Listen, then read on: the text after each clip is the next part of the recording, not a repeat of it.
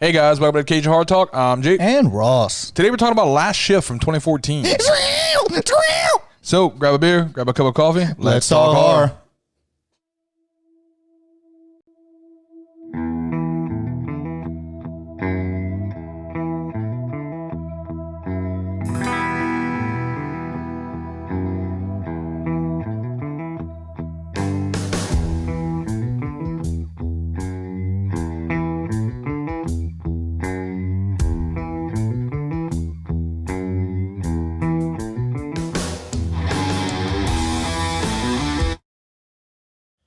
All right, guys. Last Shift from 2014. Looking at runtime of 1 hour and 28 minutes.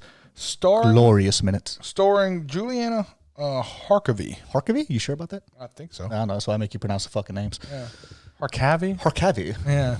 All That depends sounds on very fancy. You sound very pretentious if you're Harkavy. I'm just saying. It depends what syllable you want to emphasize. I mean, I don't know. But she plays Jessica Lauren. Yeah. Actually, she's a very popular actress. She was credited with a couple of things. She was in The Walking Dead and a couple other things like that. I'm surprised this movie didn't get more traction on that alone. Yeah. This is an independent film. Was at a few film festivals. You can pick it up on most of your streaming sites and shit like that. Yeah. Which we tend to love independent films a lot more than mainstream shit. Yeah, No, I think this is what recently. This came out of fucking nowhere, man. Yeah. This fucking movie, I'll come out and say this movie's fucking scary. This movie is great. They did an amazing fucking job. I'm really excited to talk about it. It's been a long time since a horror movie fucking actually scared me. I had to turn on the lights. I was scared. I was like in the corner. I walked out the room for a while. I had to walk out the room, crying like a little bitch in the corner. I was like, yeah, I turn the lights on. The tension got so hard, it was like your stomach started kind of rumbling a little bit. That's going to be an overrunning theme of this particular podcast right now is tension. Done as like one of the masters, just like John Carpenter, where he has that fucking sense of dread throughout the entirety of the movie. That's so much what this feels. You know what this reminded me of the most? What? It's another movie we really enjoyed, The Autopsy of Jane Doe. Yes, very good. If you haven't seen that one yet, that is on Netflix. Fantastic, very fantastic. It's an unknown female that showed up dead body. They don't know what the fuck's going on, and of course some weird shit starts happening, guys. It's really creepy. But if you watch it, go back and check. We reviewed it back in the gap. That was one of Jesus Christ. We were only a couple months in when we did the Autopsy of Jane Doe. It was really good. But the tension that they held throughout the entirety of the whole fucking movie. I think it's the isolation issue. I think it was if you notice, there was a big lack of score in this movie. Yes. If there wasn't something particular going on, there was not a lot of score. No, you just heard the ambient noise. There was so many different aspects that they crossed in this fucking movie that just you didn't know where to come. It was like a smoke and mirrors thing. Like you're looking for this, and then they threw something else at you. Yeah. It was way out the fucking. You know what kind of freaked me out too, though, because you know this. I worked at a job very similar. Yeah. At one point. Oh, come on. Can we just come out and say you were a fucking security guard at Chuck E. Cheese? Yeah, own that shit, dude. You got to fucking be there. Be in the moment. I will admit, I wore the head. No, I'm just joking. Yeah. But no, I had a very similar job. And it's fucking creepy in and of itself without fucking cult members. Yeah, it's just the fucking building. It's like that solitude, just constantly being there alone and fucking nothing. So your mind starts to fucking wander. So it's already fucking creepy as it is. I'm a whole bitch, dude. I'd have been calling for fucking backup. Like, bitch, I'd have quit 20 minutes in. I'd have been gone. I wouldn't stay like, fuck this job. I don't want this job that bad. Yeah. All right. So we start off. We first meet Jessica Lauren. She is in the parking lot outside of a police station that is currently closed down because they're moving to a different building. Yeah. However, there are hazardous materials and waste inside this building that need to be guarded before they're being disposed of, such as needles, bloody knives, any kind of things that are going. A bra? There was a bra in there, which I'm assuming was from a hooker. Maybe that hooker that we meet later on in the movie. I don't know. She was a really pretty hooker. We don't have hookers like that around down here in Louisiana. No. This woman had all of her fucking teeth. Yes. And some very large breasts.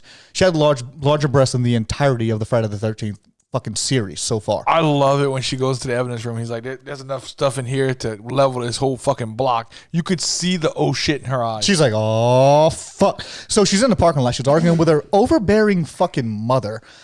Of course, I understand the mother being overbearing. That's every parent when their kid wants to be a cop. I don't fucking know. I never had aspirations to do anything that fucking stupid. We support law enforcement. That's just not for me. Fuck that. But we have the mother who is going through the loss of her husband. Her husband was a police officer, and the daughter wanted to follow in his footsteps. The husband, we find out later, died. Especially with that. Died in the line of duty. In the line of duty, while raiding a cult compound where they were sacrificing women. Yes. So there's a lot of tension already there. So okay, I kind of get it. Yeah, I don't want my kid to be a fucking cop after my husband got involved in a cult and got killed and everything. You know what? Your husband's pretty cool though. I get it. My husband, he's okay. I mean, take him a little. It's only for tax purposes. Exactly. I mean, you got to do something. But I imagine it's the same thing for like when your kid wants to be a cop, or if your kid wants to be a firefighter or military, or anything where you're gonna front line where you're on some kind of fucking dangerous situation. Fear. Yeah, the instant fear you don't want to lose your kid. Yeah, it's understandable, man. I get that. So she's arguing with her mom. She hangs up on the mom. She walks in where this is where the tension starts right away, because when she walks into this facility, what was the fuck up with your boy just losing his shit in the fucking back room by himself? That's what the tension starts. I'm telling you, because when she walks in, the complete silence, there's nothing there, and all of a sudden in the back, she hears somebody just punching shit. God damn it, just fucking mad and angry. You don't know why.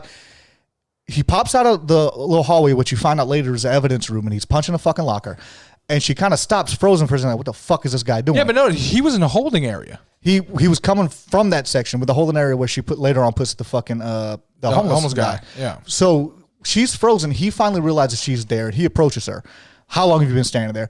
What I'm getting from this is he was experiencing a lot of the shit that she was experiencing. I'm thinking so too. And he didn't want to say anything about it because it was like, oh fuck, they're gonna think I'm crazy. So he's experiencing some of this shit. But later on in the movie, when she contacts him, you would think that he would have a little more sympathy towards her for what she's going through right now. And why, if you know some crazy shit like this is going on, because here's the thing. They're shutting this fucking station down. Yeah. They never say it, but I have a feeling it's because of some of the shit that's been going on. They did say it on the phone later on in the movie. Later on in the movie, one of the guys says, they say it's just because of rusty pipes, but there's more to it than that. Yeah. Blah, blah, blah, blah. So why leave a fucking rookie there overnight? Why leave a rookie there with a fucking haunted ass police station with a lot of creepy fucking shit going on? So anyway, she meets this guy. He pretty much gives her the rundown and everything and tells her, look, it's going to be pretty quiet. All the 911 calls have been rerouted. You're going to sit here. You're going to play solitaire. You're going to get paid. It's going to be a fantastic fucking night. Nope. Not even a little bit. Not even off the fucking bat. Like from Jump Street, this guy fucking leaves. She's alone in the police station. Starts hearing fucking noise. She immediately starts hearing noises. There's nothing creepier than happy singing in a room when you're alone. Yes. The only thing the only thing creepier is a child's laughter. A child's laughter, yeah, it's great unless you don't have children, and then it's the creepiest fucking thing in the world. Yes, it's one of my biggest irrational fears in life is that I'm going to be alone somewhere and I'm going to sneeze and someone's going to say God bless you and I'm not going to know where the fuck it came from. I thought I was alone in here. Yeah, and there's just someone in the back. God bless you. What the fucking hell? But the best part is when they say God bless you, and you say thank you. Yeah, and then you thank you, and then you're like, wait a second. So they're singing in the background this I am saved, I am saved. Yeah. Oh, and it's very creepy. But it sounds like a hymn almost. Like it sounds like it would be like a Christian song that they would teach children to sing. This movie, and I know you know what? They're going to fucking hate me for saying this, but I really don't care if they hate me. This movie made me think of the Westboro Baptist Church. Yes. So fucking much. Yes. It really does, yeah. Cult mentality, this... at one point, he calls the devil a bitch. He says that the devil was a fucking bitch, and who was there before him? Me, motherfucker. Like, this is an evil fucking guy. Yeah, this dude is straight off the fucking press, evil as shit. So she starts hearing the... Okay, maybe I could let that go. Maybe I could let that go. Okay, maybe some evidence or something like that. Somebody's got a fucking ringtone that's going on, whatever.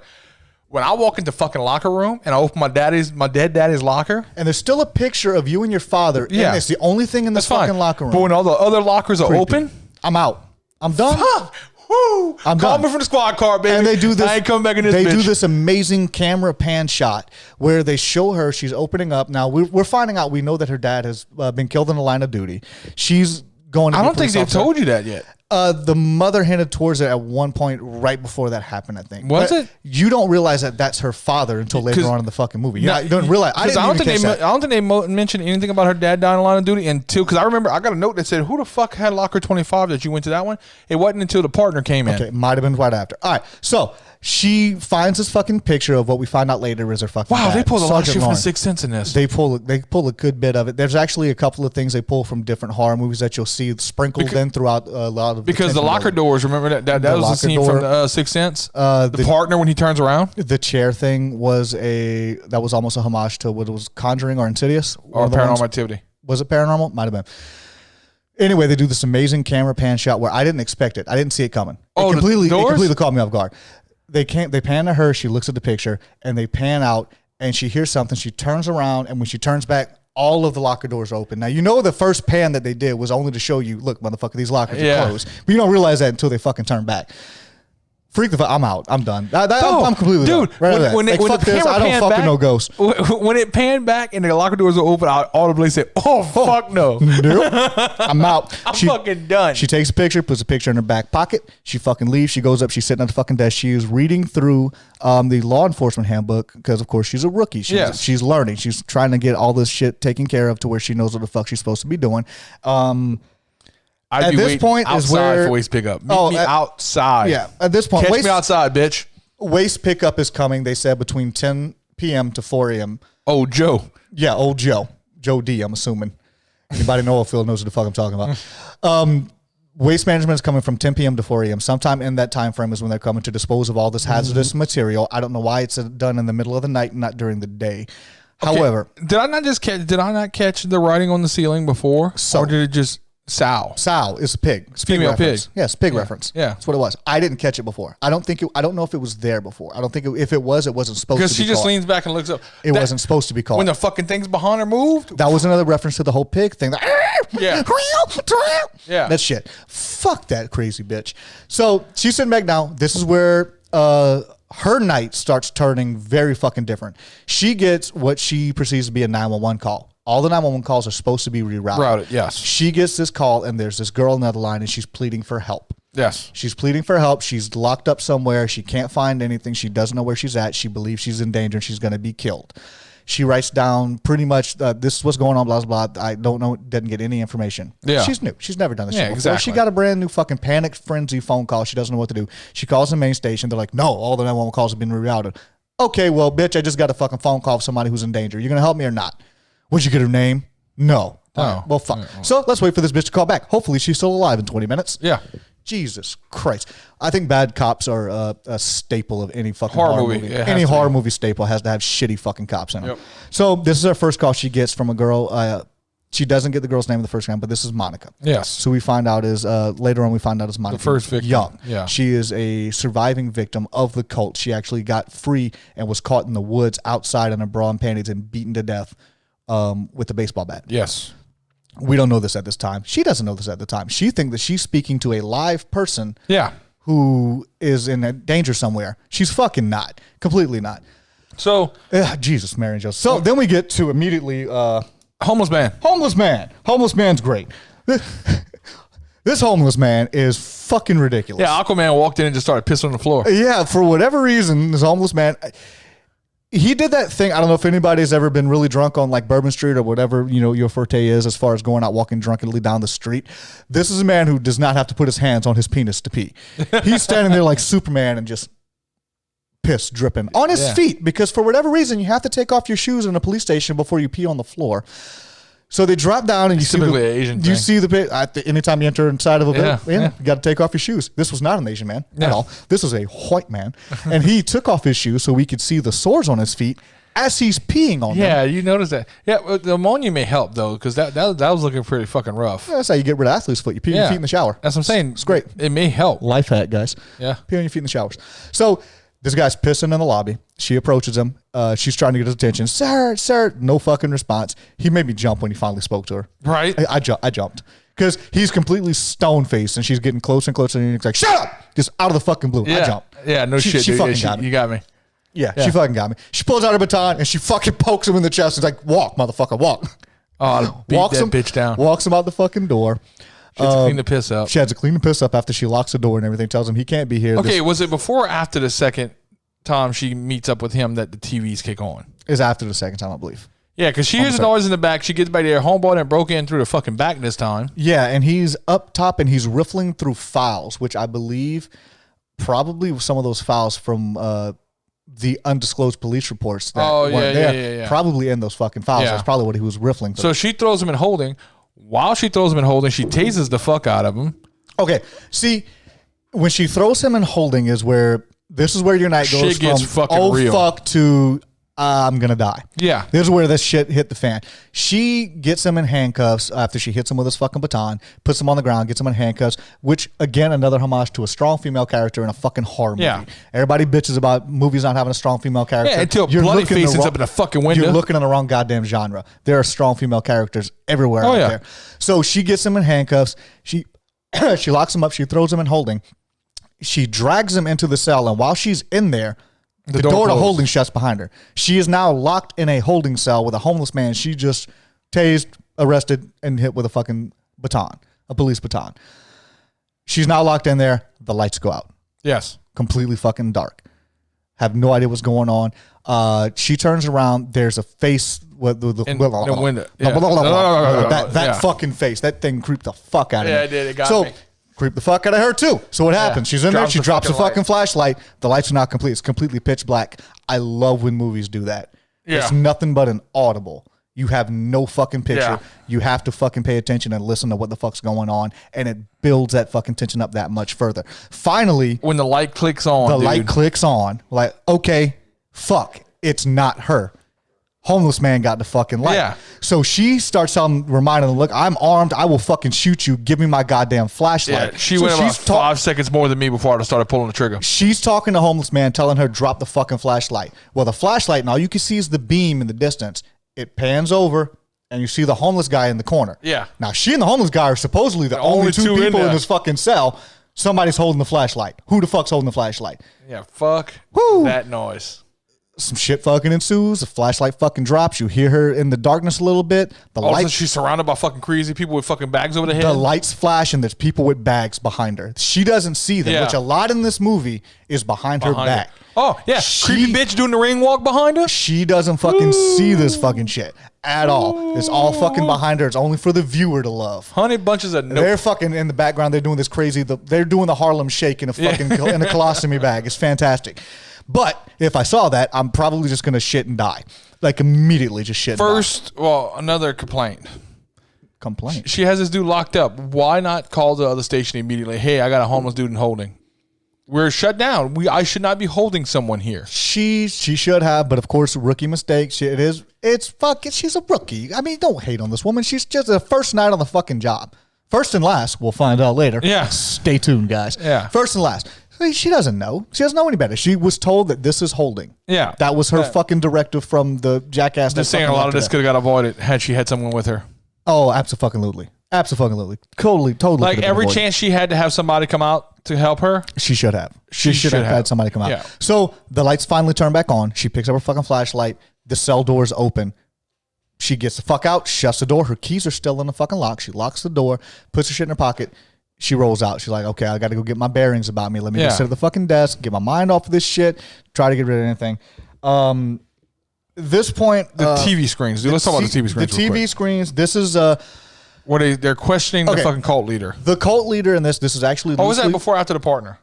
I No, it was before. I want to say it was before. right before. Okay. This is where she's starting to think that she knows who the person who's calling her is. It's the remaining people from this fucking family. Yeah. So she walks in the room and there's a TV playing, and it is an interrogation, and we see two bloody females and a male. Yeah. The male is somebody who was modeled off of Charles Manson. That's Yeah, a lot of yeah, what yeah, this yeah. movie was modeled off of. The Yeah. cult. Crazy bitch on the left screen. Crazy bitch on the left screen. That's the one with Yes, I wanna she's slam- quiet like a pig. Yeah, you ever hit somebody in the face and then with a she baseball fucking bat? smashes her goddamn head into the fucking table. That I don't know why that unsettled me Bloodies so the much. shit. I don't know, because it's self-inflicted, and she just fucking. all of a sudden you see her do this and just. She's boom, like, hit you my ever hit teeth somebody with a baseball bat? They don't even look like people no more. Yeah. You need to calm Whoa. the fuck down, Brenda. But, yeah. What the fuck's going on with you? When she headbutted the table, like when she came up, her face just instantly Just covered in started fucking blood. It was fucking fantastic. Very Like creepy that, done. I don't know why that unsettled me so and fucking then much, man. the screen it keeps flipping back and forth, and you see He's the he's two pretty females, much speaking his manifesto. and you see Charles Manson wannabe, Yeah. this guy who's speaking his fucking manifesto, and he's literally looks into the camera and says, "I will rape your humanity." Yeah. Those are his words. He was like, I will fuck you over until I will come back and take everything you love. I will come back and take everything you love until you bow down to me. Yes. He is, oh God, it got like really tense, like really fucking quickly. Yeah. She's sitting alone. Now, as she's sitting alone in this room. When the chairs start rolling, I start rolling. I'm letting you know right the fuck now. The chairs start rolling around by themselves. Now, in front of her, all she sees is a computer chair that's rolling back and forth. Yeah. When the chairs are behind her back, you see a person in the fucking chair, and he's relaxed and leaned back in the fucking chair, and he's just pushing himself, spinning along in the back. Yeah. Fuck everything at this point. Yes. I'm so done. I'm out. Yeah. I'm fucking done. People in these fucking movies get fucked over because they don't leave when creepy shit starts happening. It takes one fucking time white people, for dude. that door to white people are horrible for this. That door opens up by itself one time when me and you were filming at 2:00 in the morning. This was fun. I'm fucking out. Yep. And I'm rolling. And we're never filming here again. No, we're gonna find a new location. We're gonna send a couple of new soundboard. We're getting a new computer. Friend. We're getting new fucking microphones. Yeah, no, everything. fuck. I wasn't even to get new shit. I got this friend named Brandon. We're gonna send him here. He's gonna come pick up all the shit, put it in the back of his truck, and he's gonna bring it to our new location. No, fuck that. Because what happens if they get attached? Yeah, you're right. We're gonna have to once we get We'll our stuff, donate it to Brandon. Once we get our stuff, we're gonna have to. We just won't tell him what the fuck happened. We're gonna discommunicate and just not tell him. Yeah. We're busy. We don't have time to hang out with you. Yeah, we won't hang out. But look, we got stuff for you. One fucking time that happens, we're out. Yeah, this bitch has already seen locker doors open. She's seen TVs flicker on and off. She's seen the doors and that creepy fucking face. There's something else in this fucking compound with you. Get the fuck out of there. The pipes are speaking to you. The pipes. When the pipes talk to you, the pipe. Which doesn't sound like something you should experience if you're not on LSD. But when the pipes talk to you, you leave the fucking house. Even if the pipes are being nice to you, they're still talking to you. Yep. Leave. Don't stay there. Then she stays there. She goes and is the poltergeist thing where she passes by the room and all the chairs are piled together. Yes. That was a great thing. But it was poltergeist. Yeah, it was. And then I like it was a real subtle thing when she runs out the building and you see the breath on the mirror on the window. I didn't know if you caught that. I wrote a fucking note. It was so good. I wasn't sure if you caught that. It was so good. That is very well done directing. She's finally had enough. She says, "Fuck this place. I'm going. Wait in the squad car. I'm out this bitch." She leaves. Main problem. She shuts the door, and as she shuts the door, she's walking away. You don't see a person. All you see is fog. You see the breath on the glass as she's walking. It's a glass door. Main problem I got coming up right here with this movie. She comes back in. She gets another phone call from fucking Monica. Yeah. And she identifies her as Monica Young. Yeah. Finds out who she is. She's 17 years old. Her name's Monica Young. She doesn't realize. She gets to knock on the door. It's a cop. Yes. Another cop. Officer Price. So she walks him in. Here's my fucking problem. I already know what your problem is. I already know it because I wrote the motherfucker down.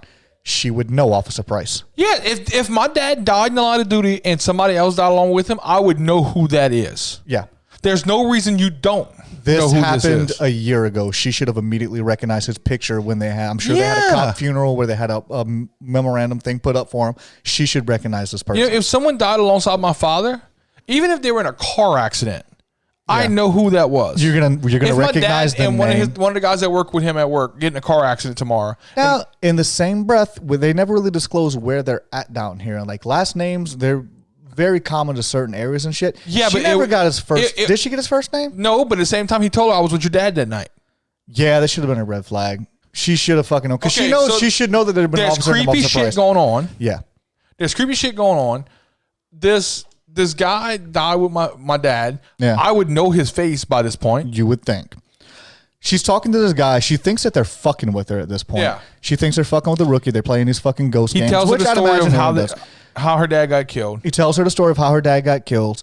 He stands up. He goes to leave, and everything's good. Everything's fucking fine. He turns around, and as he turns around, you see his fucking head's going. It's hollow. His whole fucking head's hollow. This man is dead. He's got brain matter down the back of his fucking shirt. She follows him as he walks because she's in complete disbelief. Yeah, when he cuts the fucking corner, gone. Dis-a-fucking-Pierce. Have no fucking idea what's going on. I would have been fucking out completely, 100%. Yeah, fuck that noise. Dude, there's no fucking way I'm staying there after that. No, absolutely not. I wouldn't have stayed. I'd have been gone way before this point. But if I see somebody that I've just had a 15, 20-minute conversation with, turn around and they don't have a back of their fucking head, I'm leaving. That's what I'm saying. Why are you fucking still there? Because she's intent. She wants to make her father proud. Now, I will see the point that later on when she gets the phone calls from what she believes to be her father, which you know it's not a fucking father. Yeah. That is them fucking with her head, trying to make sure she fucking stays. Because he tells her, You're going to stay. You need to be brave. You need to do this. Later on, he tells her the man who killed your father is still in this building. You need to do something about it. Yeah. She's walking around. She's thinking that she's doing this shit for her father. Let's get to the point where she's walking down the fucking hallway. She's just finishing up cleaning some stuff, moving some shit around, and all this other crap. She walks out and... Oh, is this when the old girl in the fucking lingerie is going behind her? Yeah. Yeah, fuck everything that there's so much going on with that, which I don't know why she was walking so goddamn fucking creepy. It's not like she was one of the main chicks. She was a victim. Yes, completely. 100%. So why is she being evil? Yep. Because she was still part of the cult, I understand. However, after being the ramifications of actually being fucking killed by the cult, you would think you wouldn't want to be involved with the cult anymore. Right. However, you will see that that's not the case in just a few minutes. Oh, yeah, the Girl Scout meeting? The Girl Scout bullshit. Yeah. The Girl Scout bullshit. Whoo. Nope. Dude, when they turned around, that's when I walked out the fucking room. Yeah. So she hears the fucking nothing down the fucking hall one more time. I was waiting for fucking thanks. Now I gotta go listen to Seal.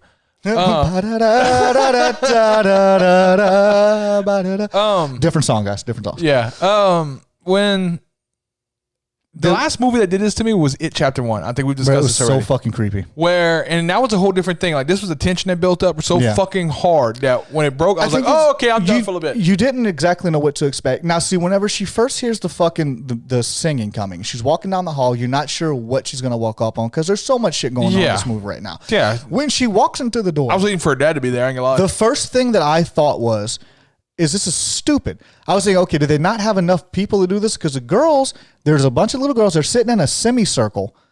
In the mirror. Juxtaposed to a mirror. So the mirror makes a full circle. Yeah. Because they're sitting completely juxtaposed. So you have this illusion that there's a complete whole circle and there's a group of girls sitting there.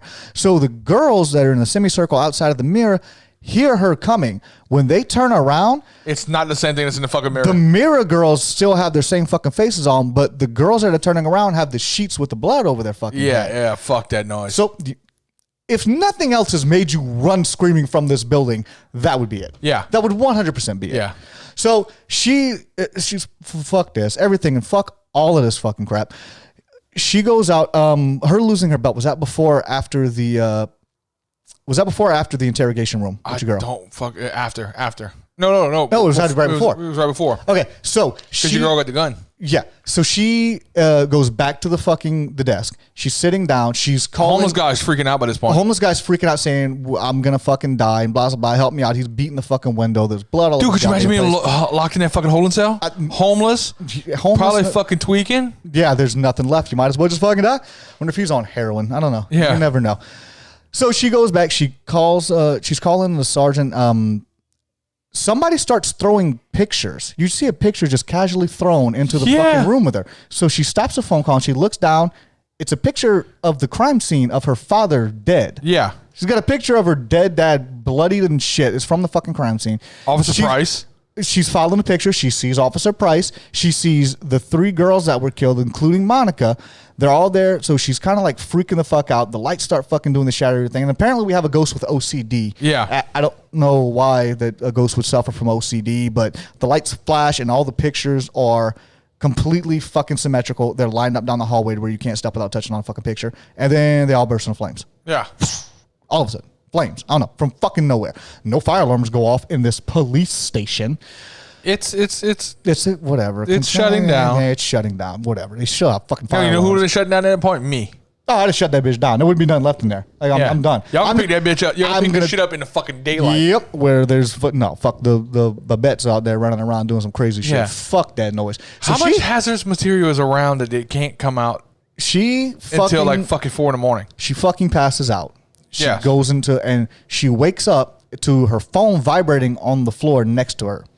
She hears her phone vibrating. She wakes up. It's her mother. Yeah. She picks up the phone. Her mother starts talking. I'm sorry about earlier. I'm calling to check on you. Blah blah blah. So well, she's on the phone with her mother. His thing was that really her mom? Probably not. Because this is at like 3 in the fucking morning, 2 in the morning. This is at 2:30ish. Yeah. It's getting late at this point. I don't think it's her mom. No. She's on the fucking phone, and as she's doing that, she reaches down and she feels her whole fucking duty belt's gone. Yeah. Her fucking taser, her baton, her radio, her gun, everything. She's in a cop uniform with no fucking belt on. She doesn't have a utility belt. Is that what they call them? Utility belts? That's what Batman calls them. Batman called it. Utility belt. All right. Her utility belt is fucking gone. So she's like, holy shit. She sees the homeless guy walking down the fucking hall. She takes off running after him. As she's running, she gets smoked in the head with her own baton from a blind corner. She wakes up. She's in an interrogation room with a crazy bitch. This is a psychotic woman. Okay, here's the thing. I'm surprised I haven't dated this woman yet. Yeah. She's that fucking crazy. How much of this happened while she's just laying on the fucking floor? And she called her on that. If you remember. They're sitting in the interrogation room, and the woman's sitting, Lauren's sitting on this side, the crazy bitch is sitting here, and she's holding the officer's gun, and she's pointing it at her. And the officer finally says, how do I know this shit's even real? Why am I still laying on the floor? I don't know. If she says, you want me to pull the fucking trigger and find out? So she sits back. So, okay, I'm going to listen to what you say. So this woman starts confessing. No, I'm asking you. How much of this you think? I actually think that entire scene was probably while she was still on the floor. I don't think that that's exactly the way that fucking happened. So this John Michael Payman guy, she is fucking in love. He was the leader of the cult. He is the Charles Manson of this shit. She's professing her love, and she is pissed off. Fucking weird, boy. She is pissed off that John took the other two girls with him when they killed themselves in the cell. At this point, we're finding out that the police report where they killed them on scene was not what happened. They took them into custody. They were not killed on scene. They were brought to the fucking police station, which is why they had that interrogation footage, and they hanged themselves in the fucking cell that the homeless man is in while singing that creepy ass fucking song. Yep. So she's telling her she is pissed off that John took those other two girls with her. He shouldn't have took that bitch. He should have took me. And today, it's his fucking anniversary. It's his 1 year anniversary of all this shit going down. So to celebrate, and she pulls a gun up, pop, before it in a fucking instant. I didn't see that coming. No. I'm going to tell you right now, I did not expect it at all. It was so fucking quick. She says, today's his anniversary. So to celebrate, pop, she just blows her fucking head off in front of the cop.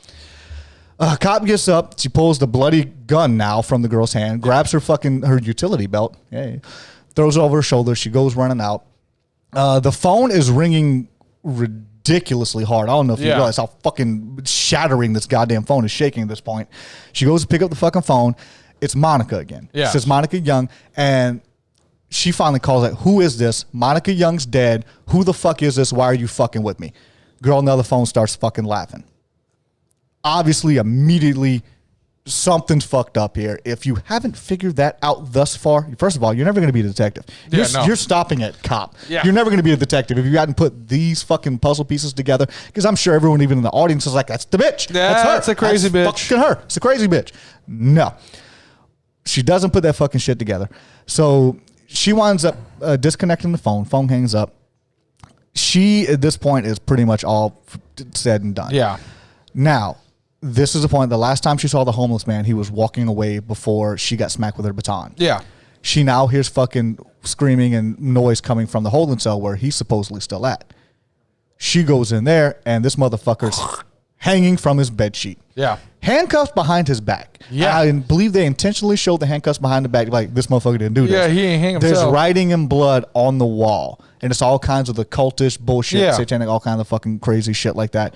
What the fuck ever. She walks out. This is where they stole this from a Nightmare on Elm Street. Yeah. I didn't think about that. You're right. They did. They stole this scene from the original Nightmare on Elm Street where Nancy sees the body being drugged through the hallway. You now see a dead body being dragged. There's no person dragging it, but you can tell the way it's being dragged. Someone's dragging it. Very loosely puppeteers. It stands up and kind of flops, and it starts walking. Yeah, and it starts walking. I feel like I'm doing like a really weird fucking hand gesture. You are. You really are.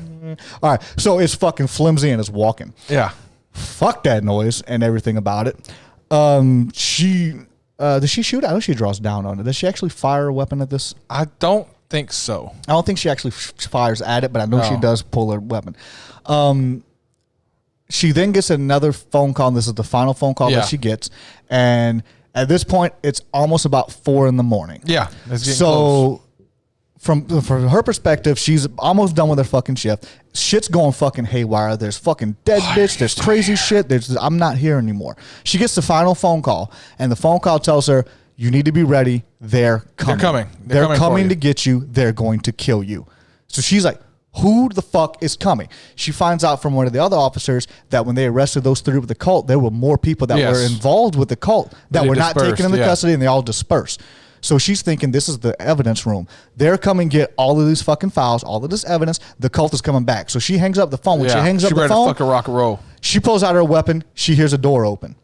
All of a sudden, you see motherfuckers in white masks just running, scattered throughout the fucking police office. They're running back and forth. They're cutting through hallways. They're ditching. You know what? More power to her. Fucking starts taking shots. She pops 2 of them, hits them down. One of them fucking falls. Somebody takes a fucking shot at her. They're running through. They're screaming, "I'm going to kill you, bitch. You're not walking out of here." All kinds of crazy shit. You're calling her a pig, all this fucking crazy shit. They're screaming. They're fucking, one dude shooting at her. There's another one that has a gun. She shoots him. Another dude's cramming the door. She shoots him. He falls down. He starts talking shit to her. Picks the gun up. He picks his gun up while he's laying on the floor bloody, and he goes to aim it at her, and she's like, "Don't fucking do it." So she goes to shoot. She fucking pops him in the head twice, and she puts her weapon down, and then she gets hit. And then we hear a shot. Boom. And she drops. And all you see is the blood coming from her fucking chest. She's laying against the wall, and it's the sergeant. Yep, it's the sergeant with his flashlight and his gun. The sergeant is standing there with his flashlight and his gun, and she looks up and she recognizes, like, "Sergeant, what the fuck are you doing?" Yep, and then it does a replay. He does a replay. He shines the fucking light, and all of the people that she just shot was the hazmat a hazmat team. They showed up at 4:00 in the morning, but she had been so fucked over in her head. Her head was all fucked for the up. past 6 hours that she saw something totally different, and she the last shot of the movie killed. The last shot of the movie is fucking great though, because as he's standing there calling, you see the cult leader and the 2 girls They come kind around of just him, come around him. and then they go to put a bag on her head. They put a bag on her head, and she starts humming the fucking song and roll credits. Yeah. Good fucking job. That is It was amazing a fucking great movie. I fucking enjoyed the piss out of it. Did you get budget and shit? Because it's an independent film. A lot of times we don't get a lot of budget information on independent films. Yeah. And things of such. The lack of score in this movie was a great way they kept this fucking tension going on. Oh, you definitely noticed it. You know what I mean? They definitely utilized a lot of great issues with light. They definitely had a lot of great camera footage, a lot of takes, a lot of great direction of which ways they go, and a lot of. I love the ambiguity. There were some things that you didn't really know for sure until later on in the fucking movie. There was also a lot of backstory. There was a great fucking villain. There was some. It's a horror movie, but there were no legitimate kills inside of this horror movie other than at the end where she became the villain, which she was not the villain in her own mind. She was trying to be a hero. But you didn't see, there was not a body count in this fucking movie. There was just a lot of really well-placed scares, really well-placed, high-strung tension. The ambiance of the entirety of the movie just really came together and made you feel this fucking sense of dread that I haven't felt watching a horror movie in a very long time. Oh, yeah. And because of that, I'm going to be scoring this very well. Oh, very absolutely. Well I get a lot of tones of Sixth Sense from this, to where it's like, whereas everything, it's kind of like everything that you thought you knew is not what you think it's supposed to be. Everything is from her perspective. So yeah, everything was from Bruce Willis's perspective. No, during from the story. the little boy's from the little boy's perspective. Yeah. But So that Bruce Willis is not there. Yeah, exactly. You know what I mean? It fools the mind. Yeah, Because which is with the viewer thinks it's going on, it's not what really is going on because it's her. Because She's you seen it from her fucking her mindset of what she thinks is I going on. want to see this movie just from an outsider's perspective. You know how batshit crazy she probably seems from an outsider's perspective? Like, see, the thing that you would have to do in a movie like this, I would love to see, because this is a police station, the security camera footage. The security camera footage of how she's reacting throughout the fucking night. Just fucking tripping balls on shit. Oh, you ever seen the video of Lisa Lamb? When she went missing? Elisa Lamb? I think it was Lisa or Elisa. It was Elisa or Eliza. Yeah, Lamb. When she was fucking tweaking the fuck out. Yeah, in the elevator, and then she just kind of does these little shuffle steps back and forth, and she's moving her hand and all kinds of crap. I'd imagine it would look something and then the doors similar. close. It probably would, because you wouldn't see any outside stimulus. You just see her losing her fucking shit. Exactly. And I think that because of that, it was very well fucking done. Yeah. It was a movie that I don't have a budget on it. Nobody has the budget listed. I've actually watched it a few times now. This is an older movie. It came out in 2014, but this one right here says the release date was in the USA. The release date was. Oh, yeah. Can you why? Because it was in British Film Festival first. Yeah. So the USA release date was in 2015 in October.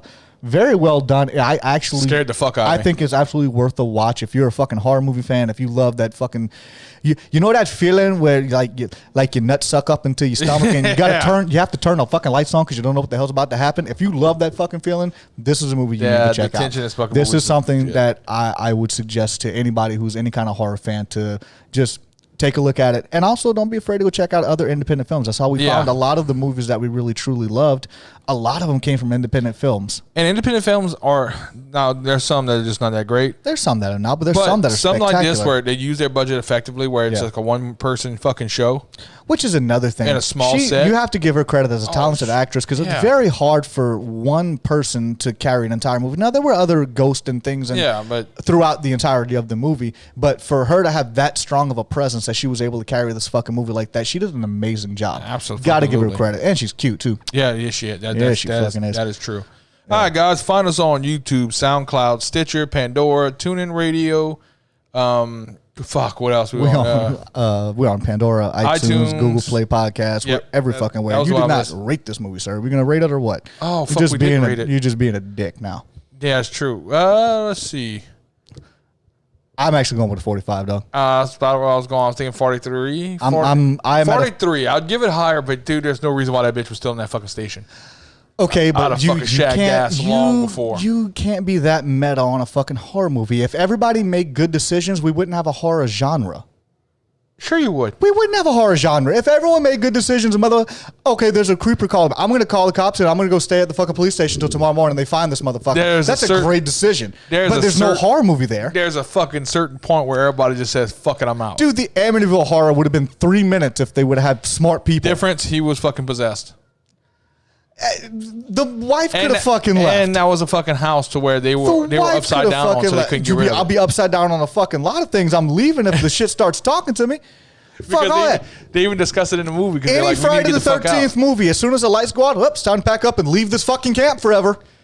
Yeah, but that always happens within the night. But you have anybody who makes sense and makes very logical steps. You don't have a horror genre. I know. You have to have shitty cops. And I shit on those too. You have to have shitty cops. You have to have stupid people. Somebody's running upstairs. Yeah. They have to. I shit on those movies too. The car's not going to start and there's random titties and death everywhere. Yeah. Don't have sense. Have good horror.